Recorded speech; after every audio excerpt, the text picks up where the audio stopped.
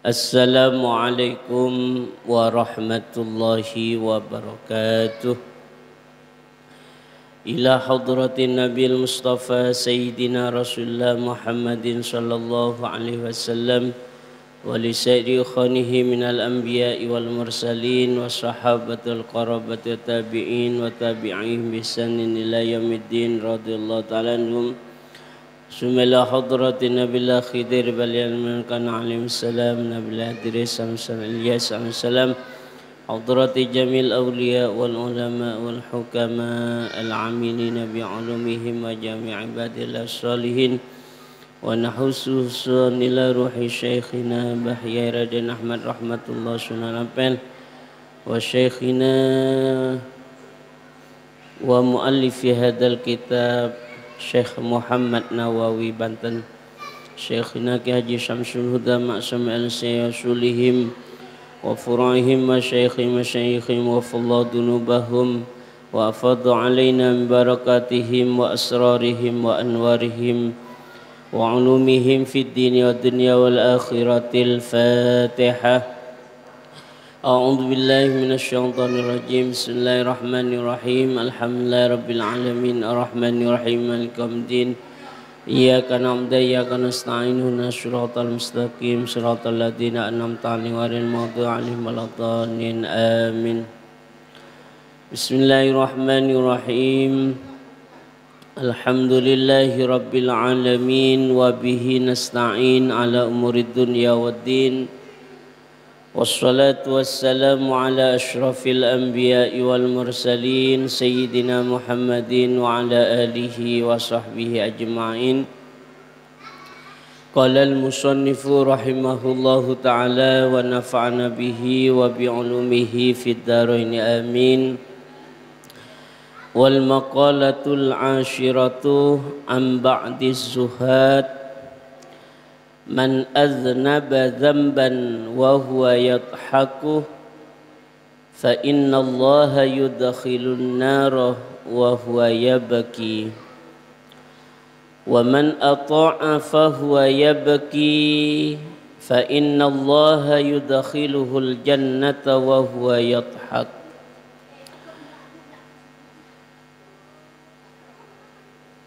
Makalah yang ke-10 disampaikan oleh sebagian ahli zuhud, di mana beliau berkata, barang siapa melakukan satu dosa dan pada saat dia melakukan dosa itu bangga tertawa, maka nanti Allah Subhanahu wa ta'ala akan memasukkan dia ke dalam neraka dalam keadaan menangis.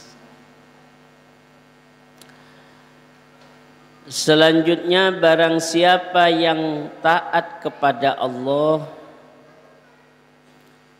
kemudian dalam dia melaksanakan amalan ketaatan tersebut disertai menangis karena takut kepada Allah,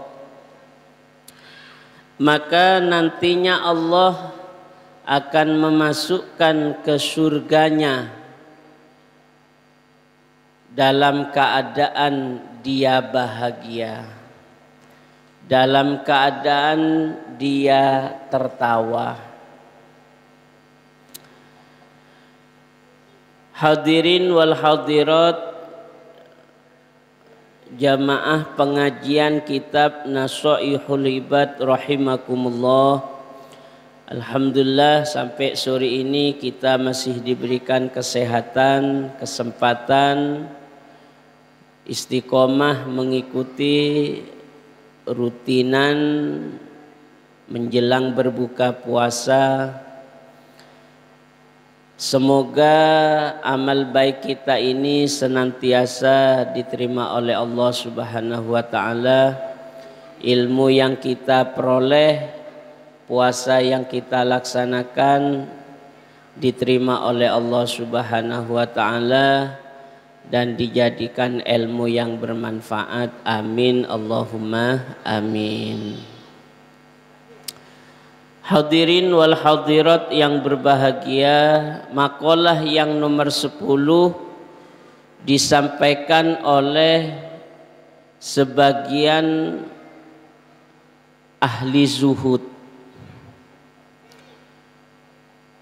Zuhud di sini di dalam kitab Nasaihul Ibad ini dijelaskan adalah sifat yang dimiliki oleh orang yang menganggap hina dunia sehingga dia tidak peduli terhadap silaunya dunia ini, dan pada akhirnya dia hanya mengambil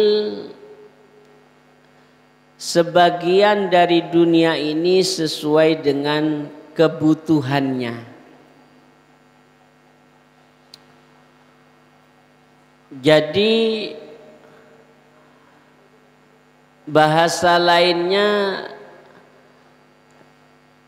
orang yang hidup dengan mengambil dunia ini hanya secukupnya.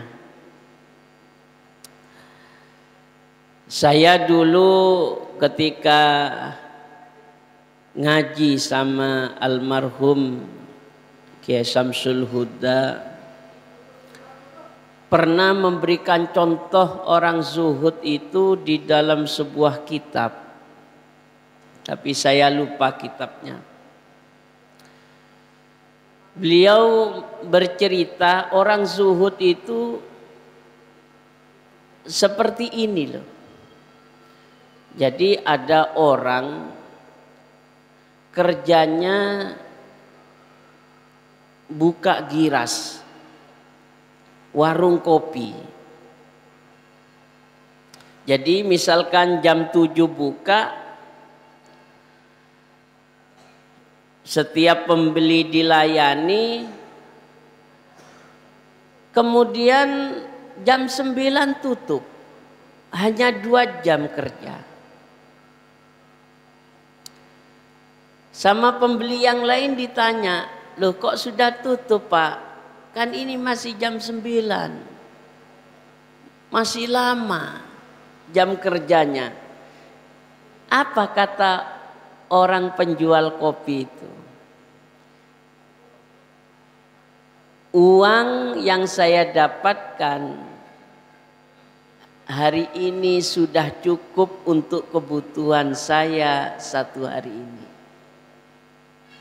Jadi misalkan dikonkretkan lagi, kebutuhannya 1 hari 50.000, buka warung jam 7, jam 9 sudah dapat 50.000, warungnya ditutup. Ketika ditanya kok sudah tutup, iya, uang yang saya dapatkan sudah cukup untuk kebutuhan saya 1 hari ini. Terus bukanya kapan Pak? Besok. Subhanallah. Ini kalau disurvei para jamaah sekalian, kayaknya ini satu Surabaya ndak ada ini. Yang ada itu kalau bisa pagi kerja, sore kerja, malam kerja. Jadi 24 jam itu kalau bisa kerja terus demi meraih uang sebanyak-banyaknya malah. Ini contoh yang pernah saya terima pas waktu ngaji sama beliau. Contoh daripada orang zuhud. Terus kemudian para jamaah yang perlu saya luruskan, orang zuhud itu bukan berarti tidak boleh kaya. Orang zuhud kaya itu ndak apa-apa. Terhadap dunia itu para jamaah, yang ndak boleh itu kalau dimasukkan ke dalam hati.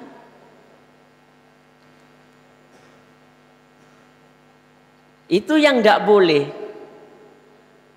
Sehingga misalkan itu uang, cukup di saku saja, jangan dimasukkan ke dalam hati. Kalau itu mobil, cukup di saku saja, jangan dimasukkan ke dalam hati. Makanya para jamaah sekalian, kalau ingat ceritanya Syekh Abil Hasan Asyadzili, seorang wali kekasih Allah yang terkenal sampai saat ini dengan wiritan-wiritannya, itu sudah wali kaya raya para jamaah sekalian. Sehingga dalam kehidupan di rumahnya saja itu pelayannya banyak sekali. Tukang kebun beda, bagian masak beda, cuci baju beda. Itu seorang Sultanul Aulia.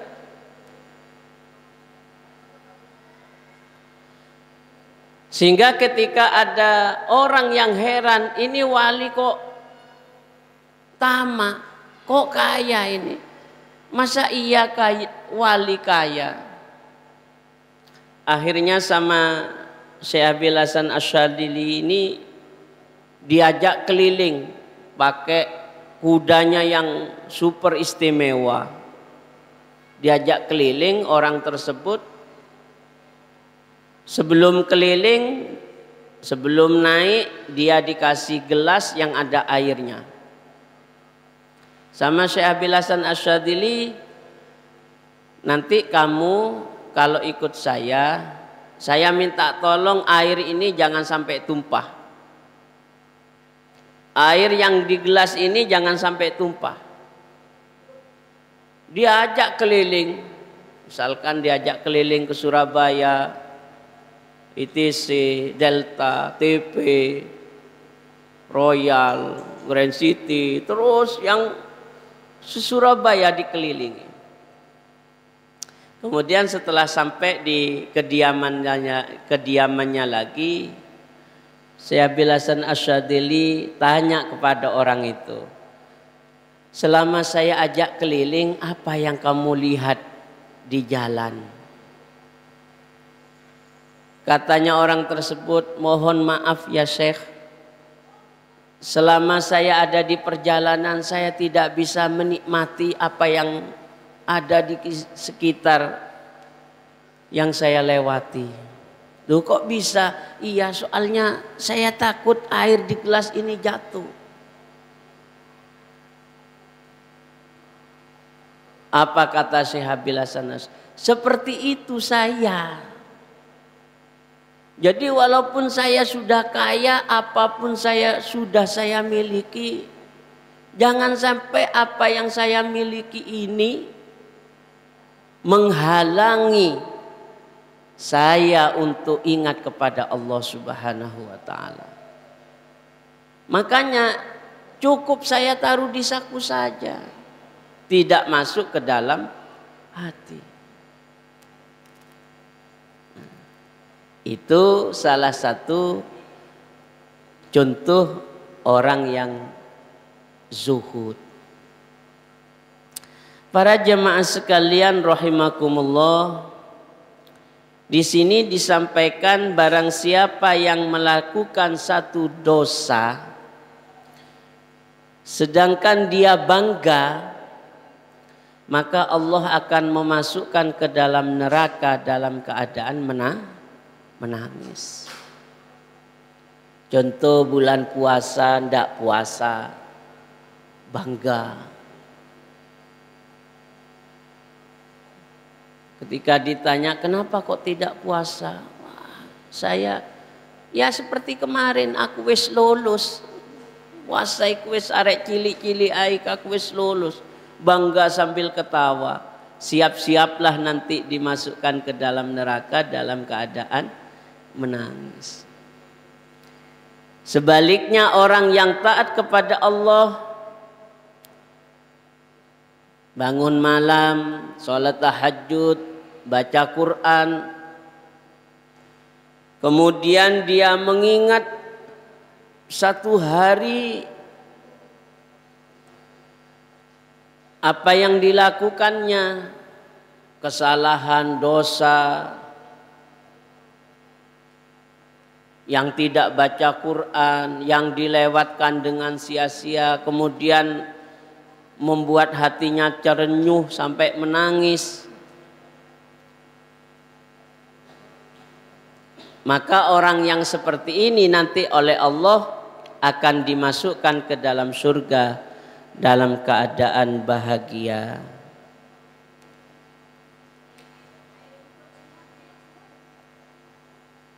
Ma'asyiral muslimin, jamaah pengajian Masjid Al-Falah rahimakumullah.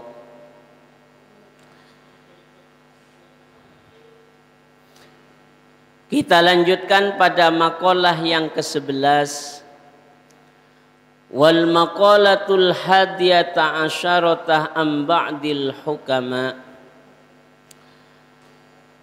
La tahkiru az-zunub as-sighar fa innaha tatasha'abu minha az-zunubul kabair. Diceritakan oleh sebagian ahli hikmah. Ada yang mengatakan sebagian kekasih Allah,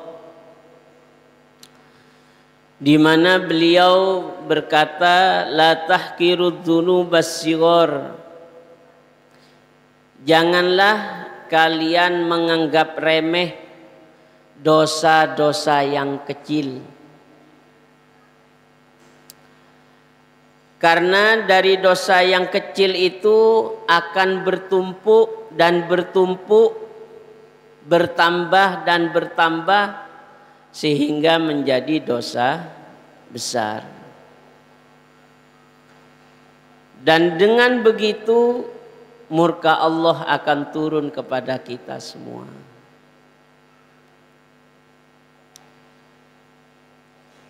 Para jamaah sekalian rahimakumullah, kita manusia ini sejatinya memang tidak bisa lepas daripada salah dan dosa. Tetapi jangan sekali-kali kita meremehkan kesalahan atau dosa yang kita lakukan sekecil apapun.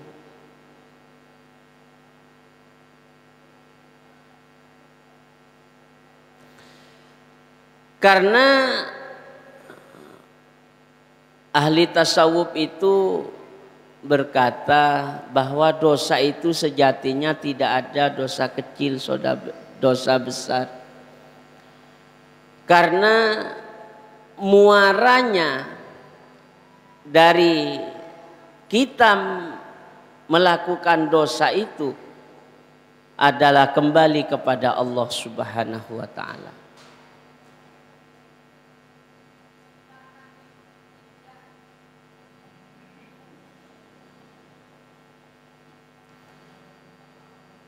Tidak sholat,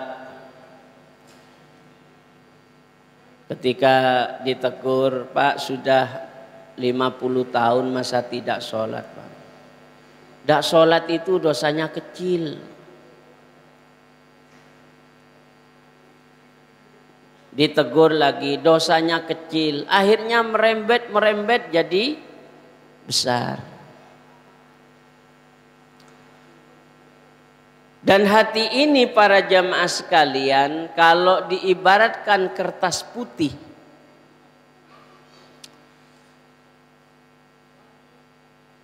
dan pada saat kita melakukan dosa di kertas putih itu tertulis satu titik,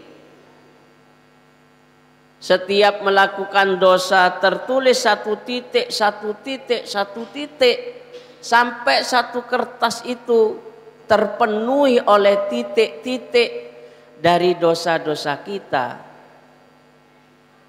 Itulah salah satu penyebab kita ini sulit mendapatkan rizki dari Allah Subhanahu wa ta'ala. Makanya kalau ada orang sering mengeluh terhadap keberadaan ekonomi sekarang, memang sejatinya ini terjadi di dunia, bukan di Indonesia saja.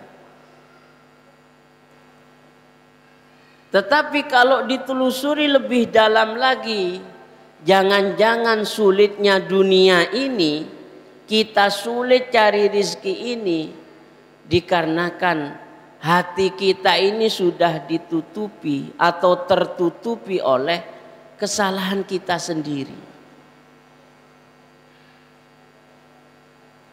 Sehingga kelihatannya sumpek terus.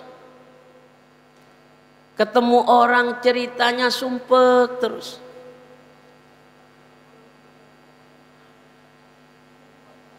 Sehingga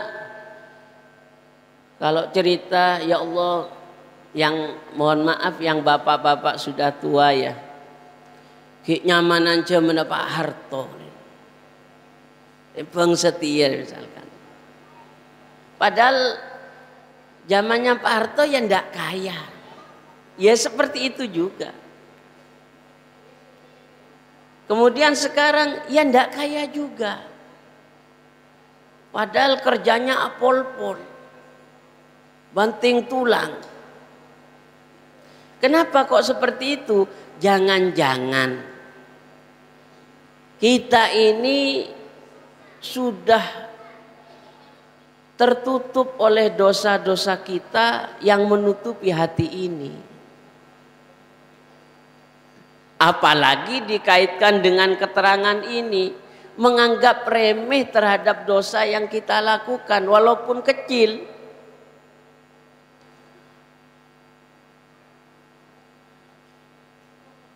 Oleh karenanya tidak lain, solusi itu semua adalah kembali kepada Allah Subhanahu wa ta'ala. Ya dengan puasa, dengan sholat, amal kebaikan lainnya, dengan harapan titik-titik yang ada di kertas itu tadi satu demi satu terhapus, sehingga tambah sedikit titik yang ada di kertas itu. Dan itu bisa menenangkan hati kita, menenangkan pikiran kita, dan memudahkan segala urusan kita.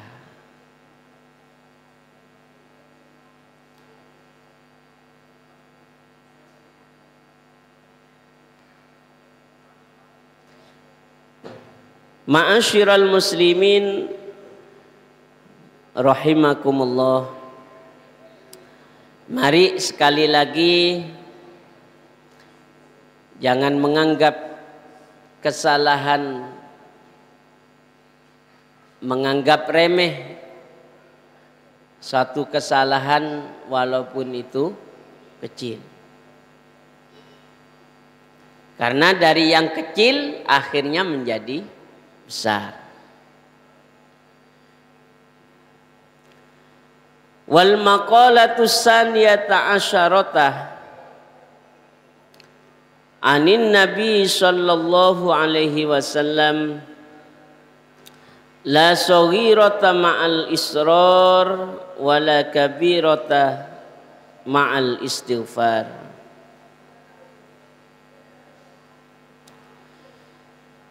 Makalah yang ke-12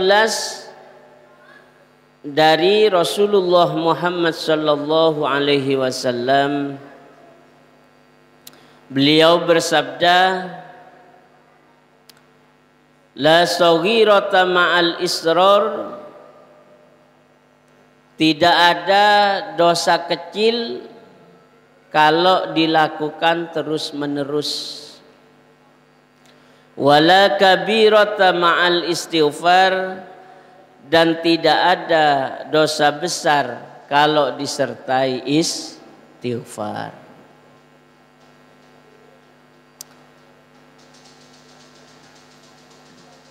Jadi ada kaitannya dengan makalah yang ke-11 tadi para jamaah. Sehingga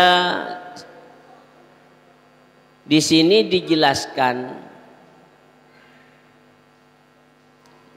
niat untuk melakukan satu maksiat itu sudah dosa. Belum melakukan ini, masih niat saja sudah dosa, apalagi melakukan.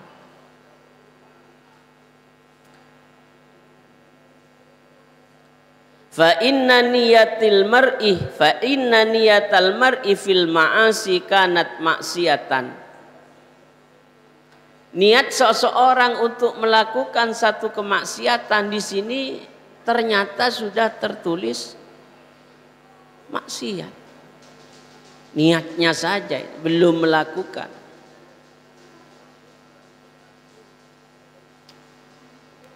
Dan terus ditumpuk tidak terasa. Biasanya para jamaah kalau sudah terbiasa itu menjadikan orang ini tidak merasa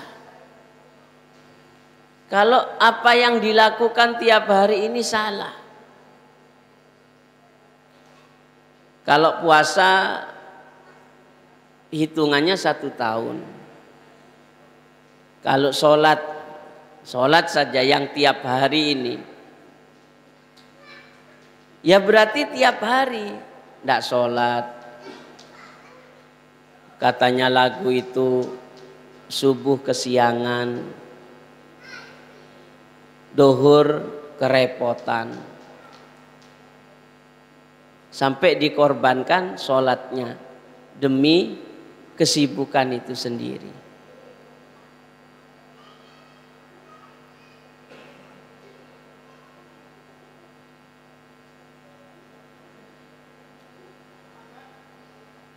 Kemudian wala kabirata ma'al istighfar, tidak ada dosa besar kalau disertai mohon ampun kepada Allah Subhanahu wa ta'ala. Makanya dalam surat Al-Anfal ayat 33 itu Allah berfirman, a'udzu billahi minasyaitonir rajim. Bismillahirrahmanirrahim.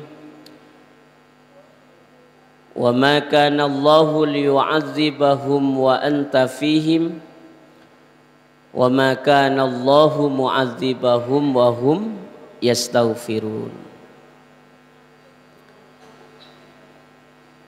Tidaklah Allah menurunkan siksaan pada suatu kaum selama engkau Muhammad ada di dalamnya, dan tidaklah Allah menurunkan suatu siksaan selama mereka minta ampun kepada Allah.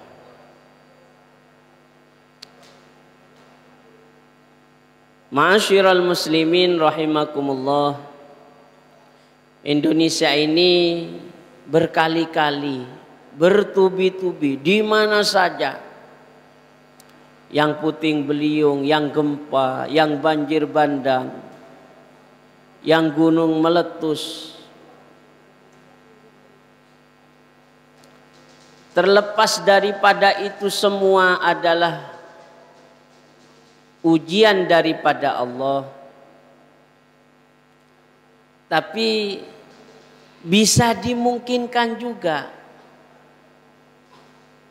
bahwa kita ini satu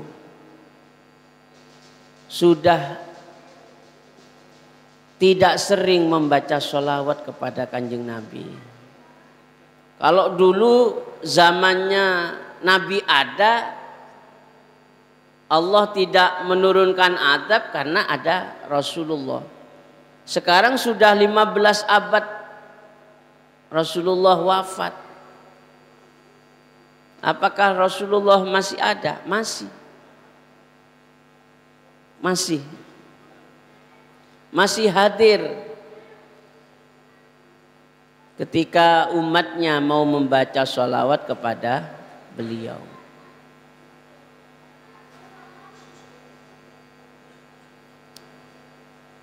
Makanya ketika seorang nasyid itu berkata, kullul a'mali bainal qabuli wa raddiha illa sholata ala nabi Muhammadin sallallahu alaihi wasallam.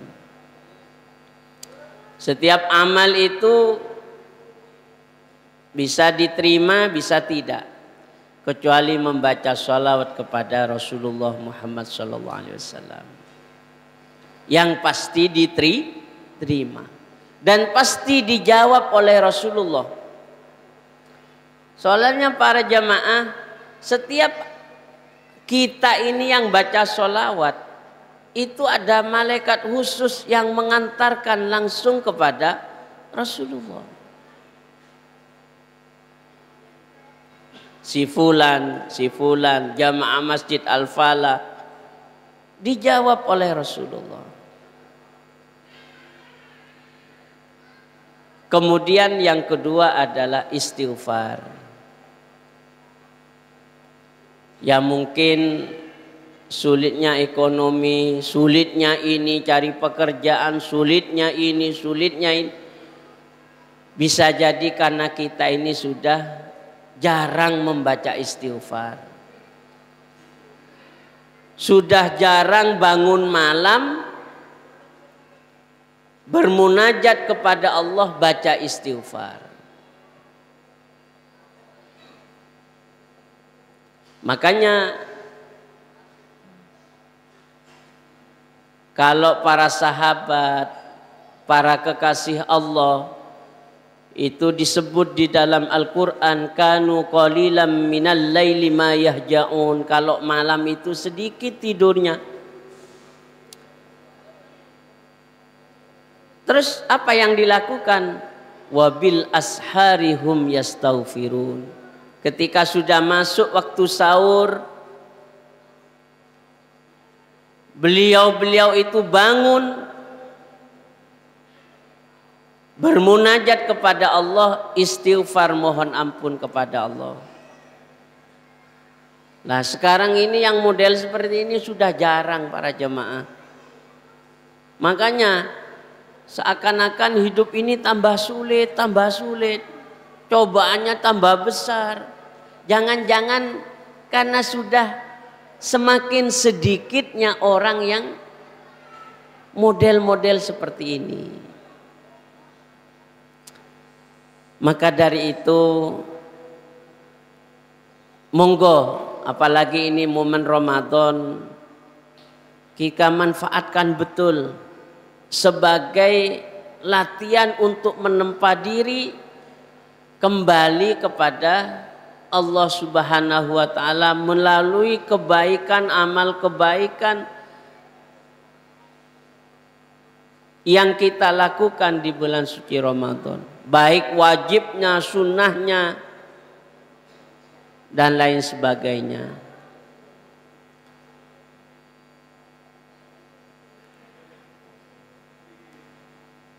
Oleh karenanya sekali lagi, jangan menganggap remeh dosa kecil, dan tidak ada dosa kecil kalau dilakukan terus-menerus, pun juga tidak ada dosa besar kalau kita selalu minta ampun kepada Allah.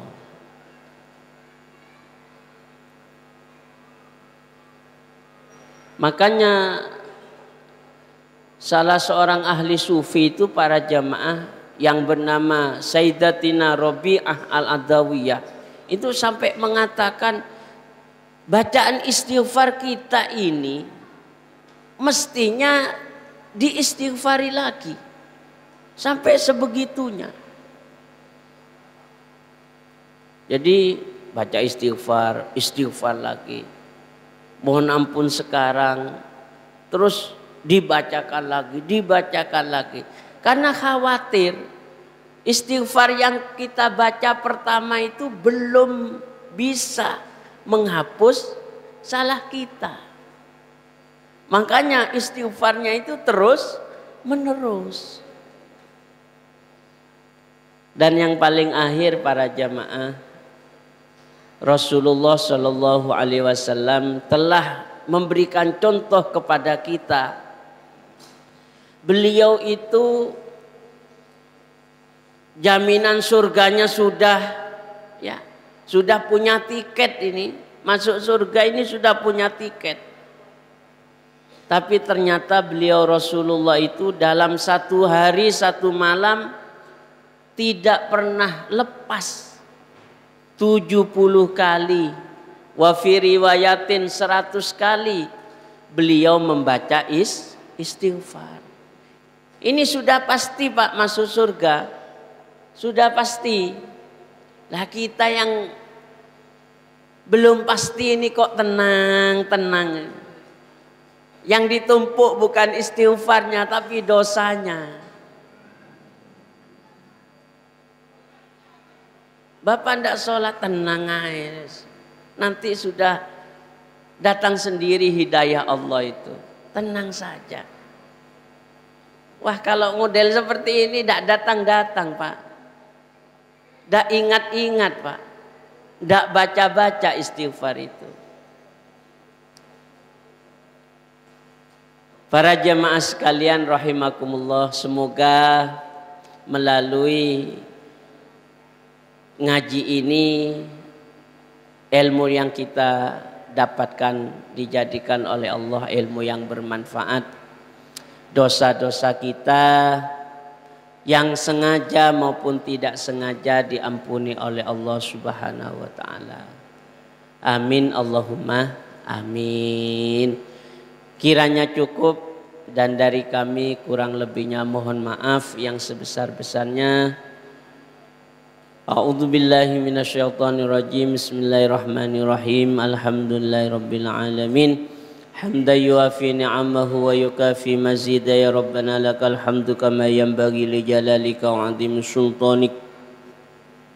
Allahumma shalli ala sayyidina Allahumma shalli wa sallim ala sayyidina Muhammadin sahibil busyra salatan tubashshiruna biha wa ahlana wa auladana wa jami'a masyaikhina wal muallimina wa talabatana wa talibatina min yaumina hadha ila yaumin nahdah. Allahumma ighfir lana dhunubana wa liwalidina warhamhuma kama rabbayana shighara.